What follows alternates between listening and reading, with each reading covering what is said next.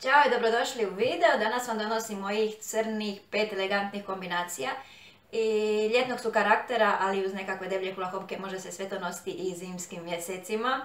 I nadam se da će vam se svidjeti video. Ako vam se svidi dajte palac gore i uživajte u današnjem danu. Ćao!